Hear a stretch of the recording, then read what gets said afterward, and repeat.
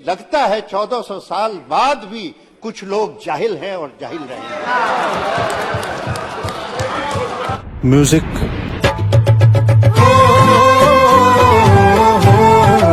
देखिए, ये जो है ना, मैं कोशिश करता हूं हिस्टीरिया से जितना कम बात करें उतना ही अच्छा है कि इस्लाम खतरे में है। कुछ खतरे में नहीं है, सिर्फ कुछ मुसलमान मर्दों की जो जबरदस्ती है, सिर्फ वही खतरे में है। लेकिन आपको एक बात की, 1986 की बात आप कर रहे हैं। 1986 में कौन सा नारा और कौन सा तर्क जो इस्तेमाल किया गया था, जिसको मैं बहुत खतरनाक तर्क समझता हूं, जो आज भी नीचे चलता है। और ये तर्क और तर्क को करने वाले यहां पर बैठे हैं कि इस्लाम खतरे में है। ये तर्क इस्तेमाल करते हैं कि शरिया को है बर्बाद किया जा रहा है और इस्लाम खतरे में है। पहले तो मैं एक मुसलमान के नाते कुछ बोलना चाहता हूं। जो कलमा पढ़ा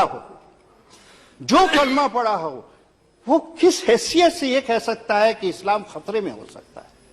अगर वो इस्लाम को सच्चा मजहब मानता है तो कभी खतरे में हो ही नहीं सकता।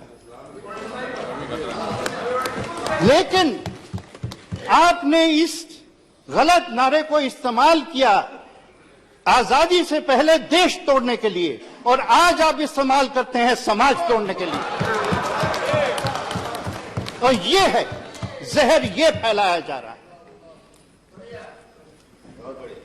कुछ खतरे में नहीं है, सिर्फ कुछ मुसलमान मर्दों की जो जबरदस्ती है, सिर्फ वही खतरे में है, और कुछ खतरे में नहीं है।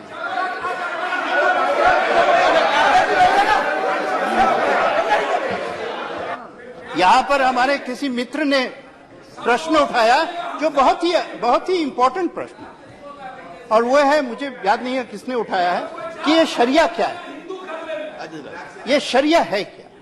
इसका भी जवाब देना जरूरी है। हमारे दिमाग में बैठा है कि शरिया जो है कानून है। शरिया का असल माने कानून नहीं है, शरिया का असल माने रास्ता है। कुरान शरीफ में लिखा गया है कि शरिया, और आपको पता है कि शरिया का जिक्र सिर्फ सारे कुरान शरीफ में एक बार है, और वो है जब अल्लाह रसूल हज़रत सल्लल्लाहु अलैहि वसल्लम को दिखाते कि मैंने तुझे सही रास्ता दिखाया है।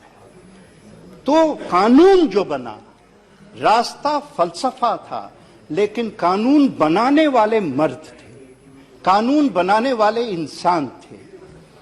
आप कहते हैं कि शरिया, इसीलिए कोई शरिया एक नहीं है। मतलब आज 4 किस्म के कानून, तो ये कहना कि कानून को कोई बदल नहीं सकता है, ये हिमाकत है, ये बिल्कुल सही नहीं है। मैं आपको 2 उदाहरण देता हूं, और उदाहरण में शायद कुछ लोग जैसे भी लेना चाहें। सूरा 5 वर्स 41 कानून है, और कुरान शरीफ में लिखा है तो कानून है। By way of example from God for the crime, यानी कि ये अल्लाह की तरफ से। मैं सिर्फ एक प्रश्न पूछना चाहता हूं, आप हाथ क्यों नहीं काटते हैं आज? क्यों नहीं काटते? नहीं करते। बैठ जाइए, इनको बोलने दीजिए। देखिए, इनकी बातें रिकॉर्ड में नहीं आएगी। ये देखिए, ये जो है ना, मैं कोशिश करता हूं हिस्टीरिया से जितना कम बात करें उतना ही अच्छा है।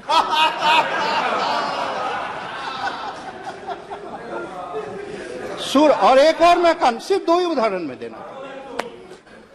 कुरान जो है बहुत रहम करता है औरतों पे।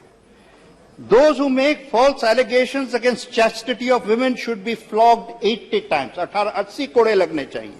And their evidence will never be believed until they repent. कौन कानून ये रखा है? कौन ये कानून रखा है?